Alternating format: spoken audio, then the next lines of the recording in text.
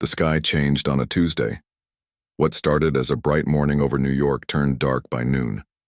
People stopped walking, drivers pulled over, and birds fell silent. Something was wrong.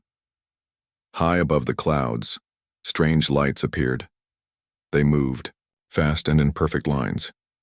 Then came the sound, not loud, but deep, like thunder that never ends. The first ships landed in silence.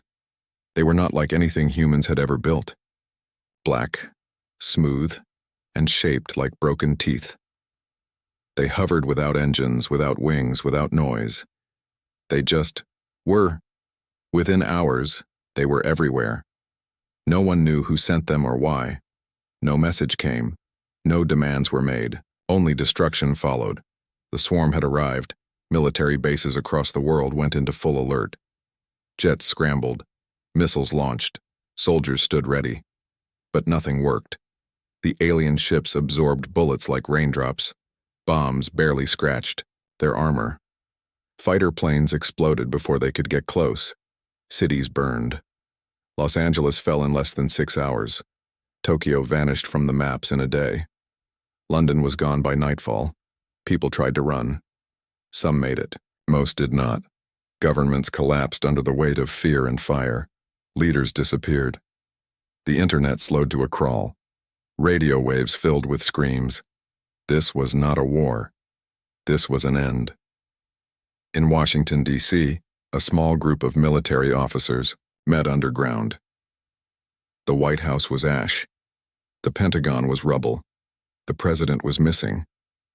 General Carter sat at the head of the table. He was old, tired, and angry. Around him sat what remained of America's Defense Command: Colonel Jenkins, Commander Ellis, and Admiral Park. "We've lost contact with Europe," said Ellis. "All signals are down. Satellites show massive damage." Park looked at the screen. "The Pacific Fleet is gone.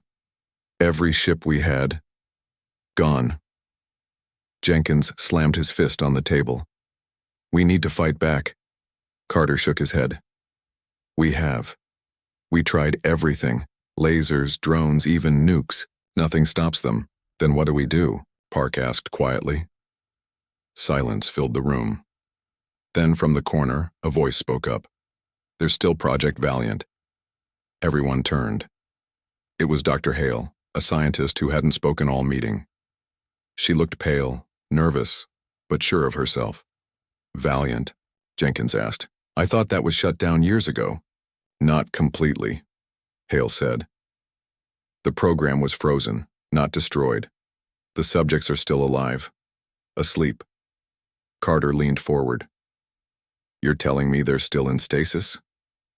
"Yes, sir," Hale replied. "Beneath the Rocky Mountains. If we can reach them, maybe we have a chance." Jenkins frowned. "Those tests were unethical. We don't even know if they'll work."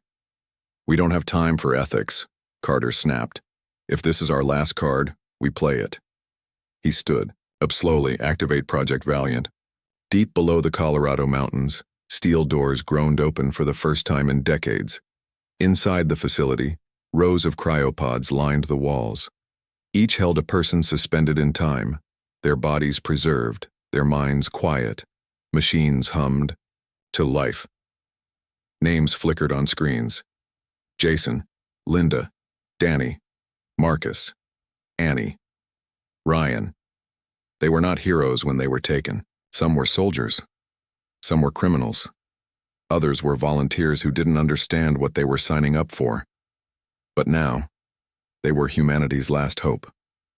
As the pods opened, steam poured out like ghosts escaping. One by one, they woke. Jason blinked into the light. His body ached, but he stood. Linda coughed, then looked around like she remembered where she was. Danny stumbled, confused, asking where he was. A voice came through the speakers. "Welcome back. The world needs you." Outside, the sky was still dark, but somewhere deep beneath the earth a spark lit again. Hope, long buried, began to rise. The world outside the mountain was not the one they remembered. Jason stepped forward first. His legs were stiff, but strong. He looked around at the cold metal walls and blinking machines. Voices echoed through the halls. Scientists, soldiers, and doctors moving fast, talking in low tones. He didn't know how long he had been asleep, only that something was very wrong. Linda followed close behind. Her body felt lighter than she remembered. Her muscles responded faster. Her eyes saw more clearly. Something had changed, not just the world, but her too. Danny stumbled out last, still trying to understand where he was. He wore a jumpsuit, like the others, but he didn't feel like a soldier. He had signed up for a test, a simple experiment. Not this. "Welcome back," said a voice from across the room. They turned to see a woman in a lab coat. She looked tired, but relieved. "My name is Dr. Hale," she said. "You've been asleep for a long time." "How long?" Jason asked. "Almost 50 years. The silence that followed was heavy. 50 years. Jason looked at Linda. She gave him a small nod. They both knew what that meant. The world had moved on without them. People they loved were gone. Lives they once had no longer existed. Danny's voice cracked. "Why did you wake us up?" Dr. Hale took a deep breath. "Because we're losing a war." She led them through the facility, showing them what little remained of the world. Screens showed burning cities, alien ships in the sky, and broken armies running. "This started 6 months ago," she said. "They call it the swarm. No, one knows where they came from. They don't speak, they don't negotiate, they just destroy." Linda watched the footage with cold eyes. She had seen battle before, but nothing like this. "We tried everything," Hale continued. "Missiles, lasers, even nukes, nothing works. Their ships adapt too fast. Their weapons are beyond anything we have." Jason folded his arms. "So why us?" "Because of what you became," she said. She pressed a button and a wall opened. Inside were suits, weapons, and gear unlike anything they had ever seen. "Project Valiant was never about making soldiers," she said. "It was about making something more. Stronger, faster, smarter." Jason stepped closer. The suit fit like a second skin. When he moved, it moved with him. His vision sharpened. His mind felt clearer. "You were designed to fight enemies we couldn't beat," Hale said. "And now we need you to do exactly that." They trained quickly. Their bodies were already enhanced, but the tech made them even better. They could run faster than cars, lift things no normal human could, and react in fractions of a second. But the real test was in the field. They deployed to Los Angeles, or what was left of it. The city was half buried in ash and twisted metal. Alien drones flew overhead like insects. Strange creatures roamed the streets, hunting anything that moved. The remaining U.S. forces held a base near Santa Monica. They were few, tired, and outgunned. When the Valiants arrived, no one believed what they saw. Jason led the charge. He ran into the firestorm, dodging blasts that would have killed a tank. Linda climbed to a rooftop and picked off enemy snipers with perfect aim. Danny hacked into alien systems from a distance, causing drones to crash into each other. They moved like ghosts, striking hard and vanishing before the enemy could react. Within hours, the tide began to turn. For the first time since the invasion began, the swarm hesitated. Not because they feared humans, but because they had never fought beings like these before. Back at base, the soldiers stared at the Valiants like they were legends come to life. One young private asked, "Who are you guys?" Jason looked at Linda. She smirked.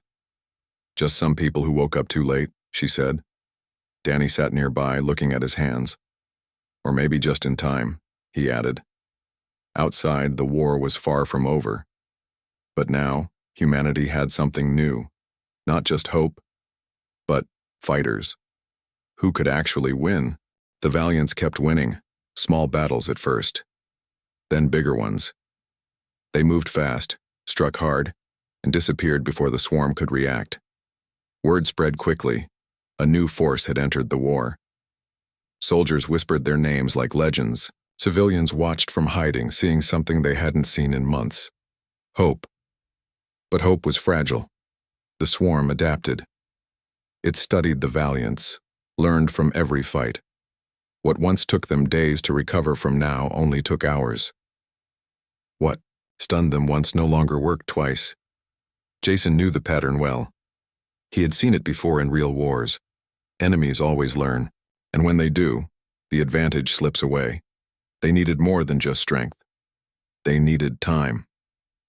Time to understand the enemy, time to build better weapons, time to train others. And that was something they didn't have. Linda was the first to suggest it. "We can't do this alone," she said, looking over a map of the West Coast. "The swarm's getting smarter. If we keep fighting like this, we lose." Danny sat nearby, typing on a portable terminal connected to alien code. He still barely understood. "They're not just learning," he said. "They're planning. This isn't random, they're testing us." Jason folded his arms. "Then we test them back." He looked at Linda. "What if we pull them into a trap, make them think we're weak, draw them out?" "That'll work. Once," she said. "Maybe twice, but not forever." "Then we need help," Jason said. "Real help. Not more tech, not more weapons, more fighters." They reached out through broken radio lines and old military networks. "Wherever there. We're survivors," they sent a message. "If you can fight, we need you." It wasn't an order. It wasn't a command. It was a call, and people answered. Former soldiers, guerrilla fighters, even civilians who refused to give up. Some came with rifles, others brought knives or nothing at all but will. From Texas to Montana, from Canada to Mexico, small groups started moving toward a single point. The base in Santa Monica. They called it Valiant Hold. Training began at dawn. The Valiants led the way. They taught hand-to-hand combat, battlefield tactics, and how to move without being seen. They showed the new recruits how to use captured alien gear, how to hack drones, how to fight things that weren't human. At first, many couldn't keep up. Some collapsed from exhaustion. Others gave up after one day. But some stayed. They trained harder than ever before. They bled. They broke. But they got back up. And slowly, they changed. One night under the stars, Danny sat near a fire with a group of young fighters. "You know," he said, "we're not gods. We're not invincible." A girl named Mika asked, "Then how come you win every time?" He smiled. "Because we don't stop." Mika looked at her hands. They were burned from training, blistered from holding weapons too long. "I'm scared," she admitted. Jason walked over and sat down. "So am I," he said. "Every time." "Then why do you keep going?" another fighter asked. Jason looked at Linda. She nodded. "Because someone has to," she said. "Because if we stop, no one else will. And because we believe," Danny added, "that humans are worth saving." The next morning, the Valiants led their first full squad into battle. 50, fighters strong. They moved like a unit. Fast, quiet, deadly. They hit a swarm outpost near San Diego, destroyed their command node, freed prisoners, stole supplies, and vanished before backup arrived. When the swarm responded, they found nothing but smoke and silence. Back at Valiant Hold, the team celebrated. Not with parties or loud cheers, but with smiles, nods, and quiet pride. For the first time since waking up, the Valiants weren't alone anymore. They had a team. They had a fighting chance. And for now, that was enough. The swarm didn't just fight with weapons. It fought with fear. Its ships moved without sound. Its soldiers had no faces, only smooth black masks that reflected nothing. They never spoke, never showed pain, never stopped coming. But now, the Valiants were not alone. They had trained a team. Fighters from all over America, some ex-military, some civilians who refused to run. They called themselves the Hold. And they were ready. Jason led them like a commander who had seen too many wars. Linda ran recon like a shadow in the night. Danny stayed behind enemy lines with tech he barely understood but somehow made work. Together they hit hard and disappeared fast. But the swarm was learning again. One morning, Mika found something strange. She was scouting near an old highway when she saw it, a group of people standing still in the middle of the road. Not moving, not speaking, just standing.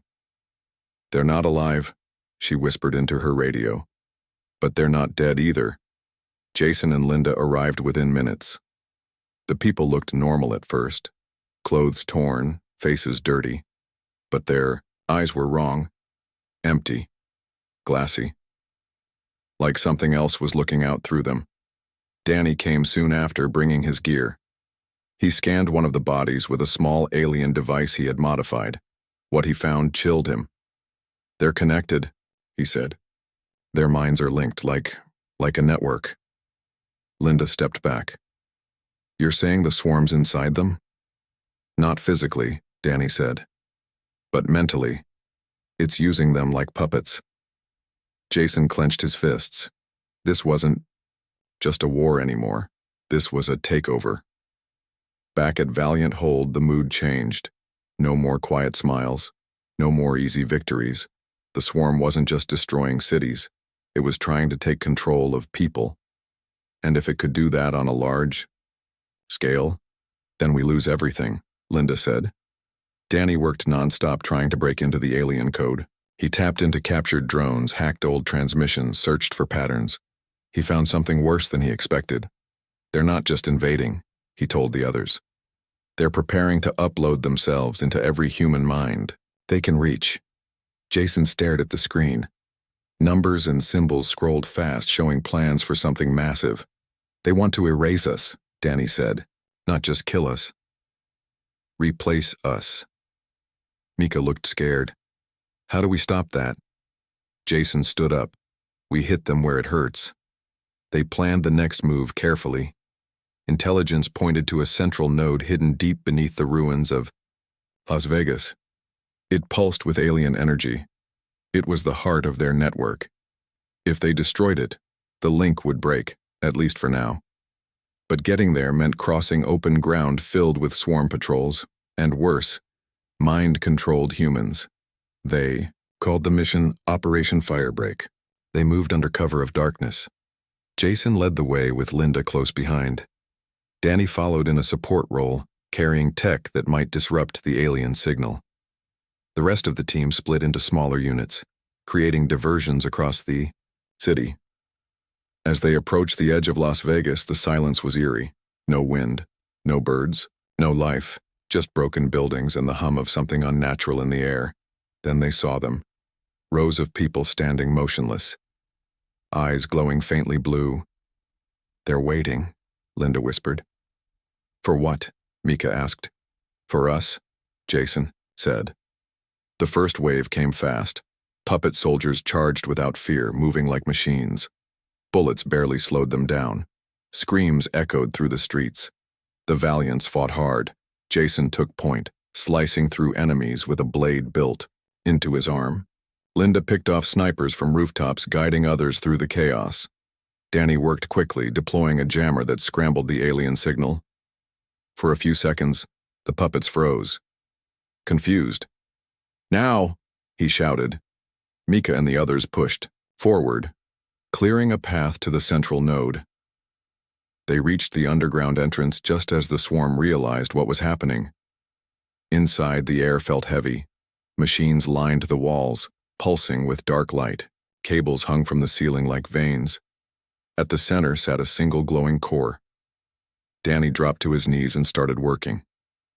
"I can shut it down," he said, "but I need time." Jason and Linda held the door. Wave after wave of enemies came. Some were fully alien. Others were twisted humans. They fought like ghosts, refusing to fall. Finally, Danny shouted, "Done!" A pulse of light shot through the room. Above ground, the puppets collapsed. The link was broken. For now. They returned to Valiant Hold exhausted. They had won. But they knew this was only the beginning. Because somewhere far away, the swarm was already planning its next move. And so were they. The world changed after the Firebreak mission. News spread fast. Not through TV or radio. Those were mostly gone. but through word of mouth. Broken internet lines and underground messages passed between survivors. Humans weren't just fighting back anymore. They were winning. Not every battle, not every day. But now, there was proof that the swarm could be stopped, that its grip on people could be broken, and most importantly, that it could be afraid. In the weeks that followed, more fighters arrived at Valiant Hold. Some came from hidden bases in Canada. Others traveled across the Mexican border bringing weapons and knowledge of guerrilla warfare. Even a few European soldiers made it across the Atlantic in old Navy ships, battered but alive. What started as a small group of warriors had become something bigger, a movement. Jason stood on top of a ruined building looking out over the base. It had grown. Tents filled the parking lots. Training grounds stretched into the streets. People moved with purpose now, not just surviving, but preparing. Linda walked up beside him. "You look tired," she said. "Just thinking," he replied. "About what?" He didn't answer right away. Finally, he said, "I keep wondering how long we can keep this up." She looked at him. "As long as we have to." He nodded. "Yeah, I know." But deep down he knew the truth. Numbers meant nothing if they didn't have a plan, and so far all they had was resistance. Danny worked non-stop. His team of hackers and scientists grew every day. Some were former coders. Others were students who had never held a weapon before the invasion. Together they studied alien tech, trying to understand how it worked. One night, while scanning data from a captured drone, Danny found something strange. "This isn't random," he muttered. Mika sat nearby, cleaning her rifle. "What's not?" she asked. Danny pointed at the screen. "Look at these patterns. The swarm isn't just attacking cities, it's targeting specific places." "Like what?" "Power grids, water supplies, communication hubs, military bases, research centers." Mika frowned. "So they're cutting us off." "Not just that," Danny said.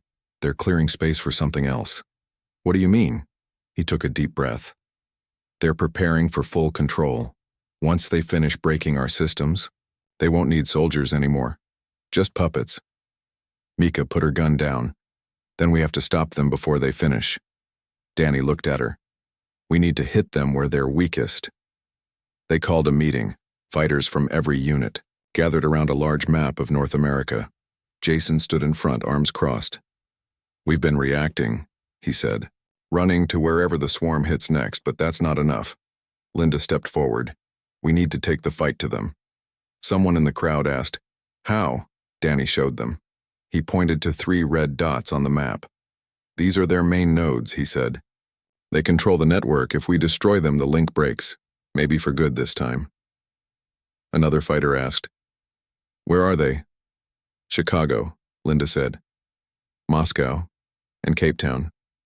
A heavy silence fell. 3 cities, 3 continents, and 1 impossible mission. Preparations began immediately.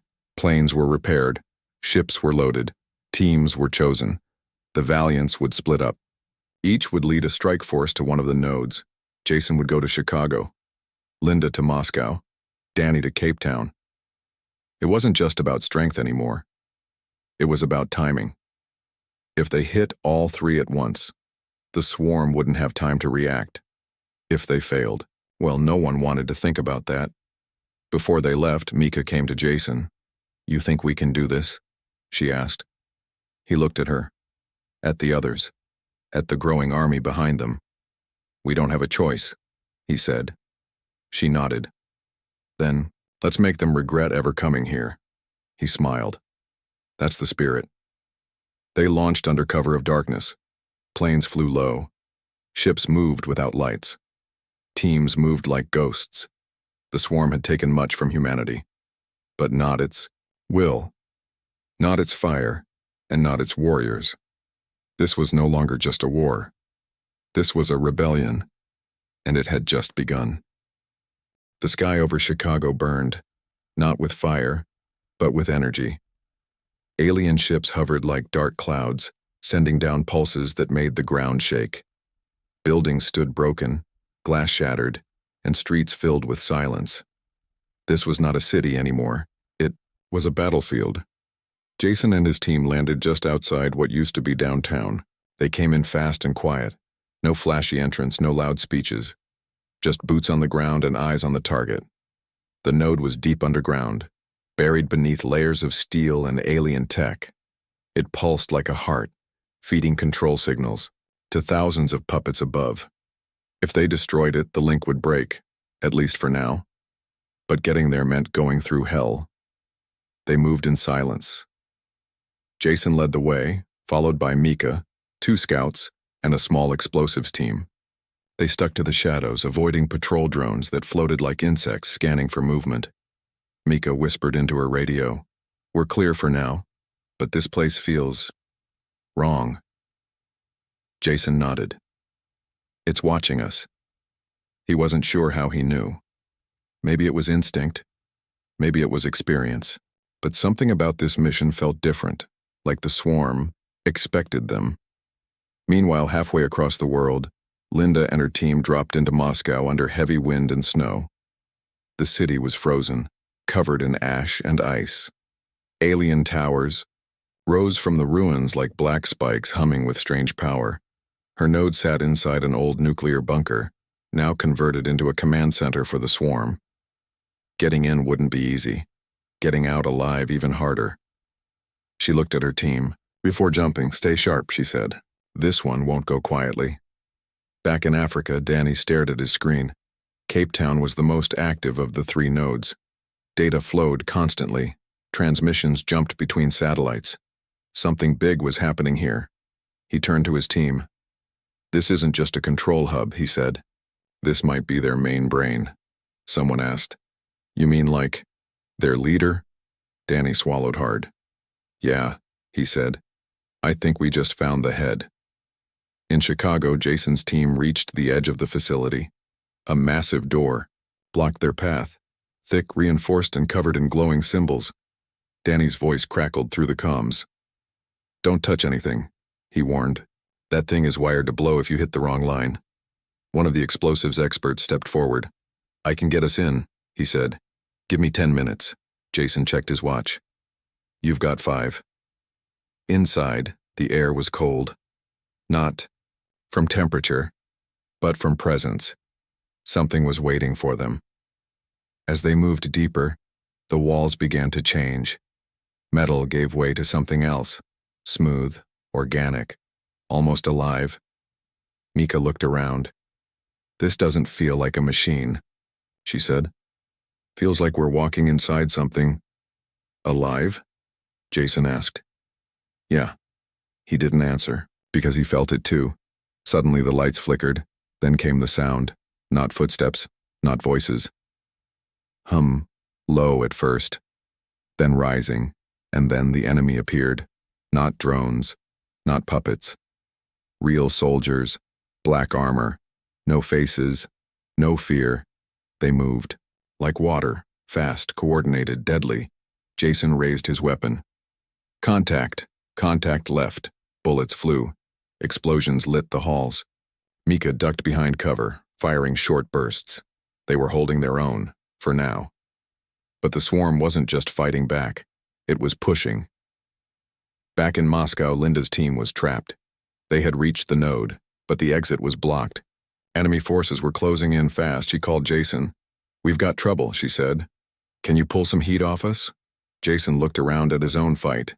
"Not really," he said, "but we'll make it work." He turned to Mika. "We need to draw their attention." "How?" He grinned, loudly. He grabbed a grenade, pulled the pin, and threw it down the hallway. The explosion rocked the floor. Then he ran, straight, toward the enemy. Shouting, firing, drawing every soldier in the building. Mika cursed under her breath and followed. "You're insane," she yelled. "Maybe," he said. "But I'm still standing." In Cape Town, Danny saw the signal. The other teams were in danger. He looked at the core in front of him. This was the moment. He pressed the trigger. A pulse of light shot outward, across the globe, through the network, into every node. Silence. For a second, nothing happened. Then, the puppet soldiers in Chicago froze. The machines in Moscow shut down. The hum in Cape Town vanished. The link was gone. The swarm was blind. Jason looked around.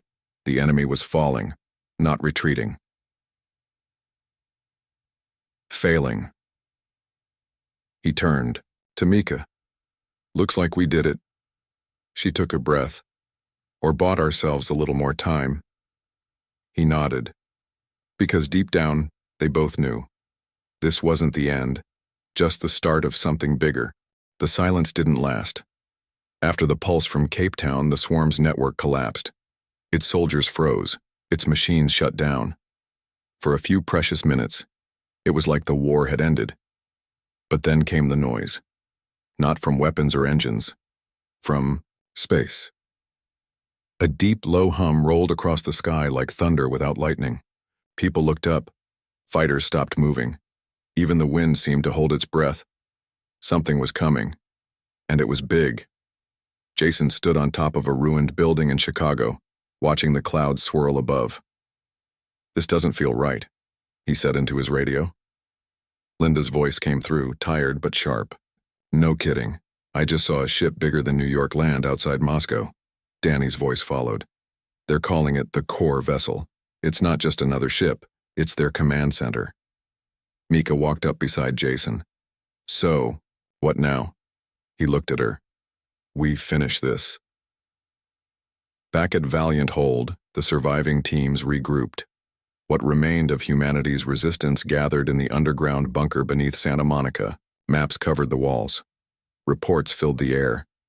Every second brought new data, and none of it was good. The swarm was not defeated. It was changing. Its smaller forces were gone, but now it was sending its final weapon. A living war machine. Built, not from metal, but from millions of connected minds. Danny sat with a group of scientists studying stolen alien files. "They've been preparing for this," he said. "If they lose control of a planet, they don't retreat. They consume it." Linda frowned. "Consume how?" He looked up. "They turn it into part of them. Every person, every machine, every drop of water. It all becomes the swarm." Mika dropped her cup. It shattered on the floor. "You mean Earth itself?" Danny nodded. "Unless we stop them." Plans were made fast. There was no time for politics or debate. No more waiting for permission. If humanity wanted to survive, it had to act. Now. Jason stood in front of the assembled fighters. "We've taken out their links. We've broken their puppets. But this isn't over." He looked around at the faces staring back. Soldiers, hackers, medics, pilots, all of them ready. "They want our world," he said. "But we're not giving it up." Linda stepped forward. "This time, we don't just fight back."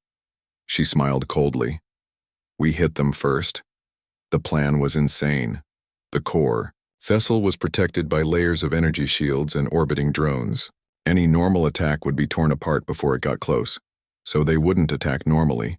Instead, they would use the one thing the swarm hadn't expected. Humans, lots of them, working together. Teams were split into 3 groups. Group 1, led by Jason, would fly directly into the core vessel using captured alien dropships. Their job, disable the internal systems and create an opening. Group 2, led by Linda, would provide support from orbit, controlling drones and jamming enemy signals. Group 3, led by Danny, would stay behind, coordinating from Earth. They would guide the mission, hack into alien defenses, and make sure the swarm couldn't adapt too fast. It was risky, but it was the only shot they had. Preparations took days. Planes were refitted with stolen alien tech. Suits were upgraded. Weapons were tested and retested. Fighters trained non-stop. Some wouldn't come back. Everyone knew that. But still, they signed up, because this wasn't just about survival anymore. It was about freedom. Before launch, Mika found Jason near the hangar. "You think we can do this?" she asked. He looked at her. "I know we can." "How?" He smiled. Because we're not just fighting machines. He pointed to the sky. We're fighting for everything that makes us human. She nodded. Then let's show them what that means. The ships rose at dawn, dozens of them, flying low and fast. Some were old Earth planes. Others were sleek alien crafts. All carried one message. Humanity was not going quietly. As they broke through the atmosphere, the core vessel loomed ahead, massive, dark, alive, waiting. Jason looked at his team. "This is it," he said. Linda's voice came through the comms. "Ready when you are," Danny added. "Don't forget, we're with you all the way." Jason took a breath. "Then let's end this." He pressed the throttle and the Valiants flew into the storm. The inside of the core vessel was not what they expected. It wasn't a ship in the way humans understood ships. It had no clear hallways, no control rooms, no lights or screens. Instead, it felt alive, like walking into the belly of some great beast that had been waiting for them. Jason led the team through the dark, his suit's light cutting through the thick air. "This place gives me the creeps," Mika whispered. "Just keep moving," Jason said. "We've got a job to do." Behind them, the rest of the team followed, weapons ready, eyes scanning every shadow. They had one goal: reach the central chamber and plant the charge. If they could destroy the core, the swarm would lose its grip on Earth. But something told them it wouldn't be that easy. Linda guided the fleet from orbit. Ships circled the massive alien structure, dodging waves of enemy drones. Lasers lit up the darkness as fighters clashed in the void. "We're taking heavy fire," one pilot reported. "Hold the line," Linda ordered. "We need more time." She looked at the screen showing Jason's progress. They were inside. Now it was just about surviving long enough to finish the mission. Danny worked fast back on Earth. His team monitored alien signals, tracking how the swarm was reacting. So far, it hadn't adapted to the attack. But that wouldn't last. He tapped into the network, searching for weak points. "Come on," he muttered. "Give me something." Then he saw it, a small pulse, like a heartbeat, in the alien code. "They're trying to reboot their link," he said out loud. Mika's voice came through the comms. "Can you stop it?" "Not from here," Danny replied. "But if we hit the core hard enough, we might fry the whole system." He looked at the others.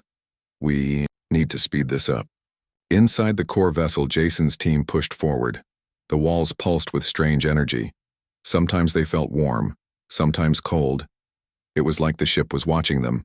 Then came the sound, low at first, then rising, and then the swarm attacked. Not with soldiers, not with weapons, with fear. Visions flashed in their minds, memories they thought were gone. People they had lost. Screams echoed in their ears. Mika dropped to her knees. "Make it stop," she cried. Jason grabbed her arm. "It's not real," he said. "Stay with me." He looked around. Others were falling too. This wasn't a fight, it was a mind war. Back on Earth, Danny saw the spike in alien activity. "They're inside their heads," he said. "Trying to break them," one of the scientists asked. "How do we help them?" Danny didn't answer right away, then he smiled. "We fight back." He typed fast, sending a counter-signal through the captured tech. "If they want to mess with our minds," he said, "let's show them ours are stronger." In space, Linda saw the change. On her screen, the Valiants stopped shaking. Their heartbeats slowed. Their movements became sharp again. They were winning the battle inside their own heads. "Looks like the signal worked," one of her pilots said. "Good," Linda replied. "Now let's win the one outside." She gave the order. Fighters dove toward the swarm's outer defenses, firing everything they had. Explosions lit up the dark. Ships fell like stars. The swarm was losing focus, and that was all they needed. Deep inside the core vessel, Jason stood up, his vision cleared. His mind sharpened. He looked at his team. "We're still here," he said. "So let's finish this." They moved fast now. No fear, No hesitation. They reached the central chamber. A massive ball of energy floated above a nest of wires and flesh-like metal. It pulsed slowly like a dying heart. Micah looked at it. "That's it?" she asked. "Yeah," Jason said. "And we're going to blow it to hell." He pulled the charge from his pack and placed it carefully. "Set the timer," he said. 30 seconds, Mika replied. "Then run like hell." They turned and sprinted down the hallway. Behind them, the core pulsed faster. Then, the explosion hit. A wave of light burst outward, tearing through the ship. Alarms screamed. Walls collapsed. Systems shut down. The swarm screamed. And for the first time, it sounded afraid. Back on Earth, Danny watched the data. The alien network was collapsing. Node by node. Signal by signal. "It's working," he whispered. Outside, the sky began to clear. The ships above started to fall, not attacking, just drifting, lifeless. In cities across the world, people looked up. For the first time in months, the sky was quiet. In orbit, Linda looked at the wreckage. Her team cheered, but she didn't celebrate yet. Not until the Valiants came home. Inside a damaged escape pod, Jason opened his eyes. His body ached. His suit was cracked, but he was alive. Mika groaned beside him. "Did we do it?" she asked. He looked out the window. The core vessel was gone. Only pieces remained. "Yeah," he said. "I think we did." He leaned back and closed his eyes. The war wasn't over yet, but the tide had finally turned, and this time, humanity was winning. The silence after the battle was strange. Not because there was nothing left, there was still smoke, still fire, still broken cities and wounded people, but because for the first time in months, the sky was quiet. No alien ships, no humming drones, no glowing eyes watching from above, just stars, and below them, a world that had almost ended, but didn't. Jason stood on top of a ruined building in what used to be Los Angeles. He looked out at Valiant Hold, now more than just a base. It was a home, a symbol, a place where humans had come together and fought back. People moved through the streets below. Soldiers helped civilians. Kids ran between tents. Laughter mixed with the sound of tools and voices. Life was returning. He felt a hand on his shoulder. Linda stood beside him, arms crossed. "You look tired," she said. "So do you," he replied. She smiled slightly. They both were. Tired, sore, lucky to be alive. But they were here, and so was everyone else. Back on Earth, Danny sat in front of a screen filled with data. The swarm's network was gone. Its control signals had vanished. The puppets had stopped moving. The machines had powered down. It wasn't all destroyed. Some parts still drifted in space. Some small nodes might still be active somewhere far away. But the war, that was over. Humans had won.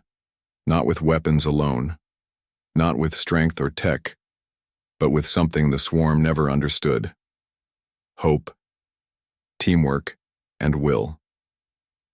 In the days that followed, the world tried to rebuild. Governments started to form again. Radio. Lines reconnected. Survivors came out of hiding. Some places would never be the same. Some cities were lost forever. But even in the ruins, new things grew. Plants pushed through cracked roads. Lights came back online. Families reunited. And the Valiants? They weren't sure what to do next. Mika found Jason one evening near the edge of the base. "What happens now?" she asked. He looked at her. "We keep going." "For how long?" "As long as we're needed." She nodded. Then she asked, "Do you think it's really over?" He thought about it. "Nothing's ever really over," he said. "But this part is done." She looked up at the sky. "You think they're still out there?" He followed her gaze. "Maybe," he said. "Probably." "Then what do we do?" He smiled. "Get ready." Linda joined a peacekeeping force helping protect refugee camps and rebuilt towns. She didn't wear armor every day anymore, didn't carry a weapon unless she had to, but when trouble came, and it sometimes did, she was always there. People trusted her, respected her, called her a hero. She hated that word. "I just did what needed doing," she'd say.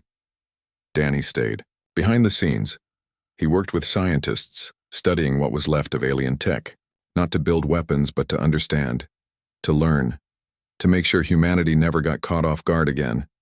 He also kept an eye on the stars, because he knew one thing for sure. They weren't alone out there. And someday, someone else might come. Jason disappeared for a while. No one knew exactly where he went. Some said he went north, others said west. Wherever it was, he needed time. Time to heal. Time to remember. Time to forget. But when the call came again, when a new signal was found deep in space, he was the first to answer, because he knew. This wasn't just about winning a war. It was about protecting a future.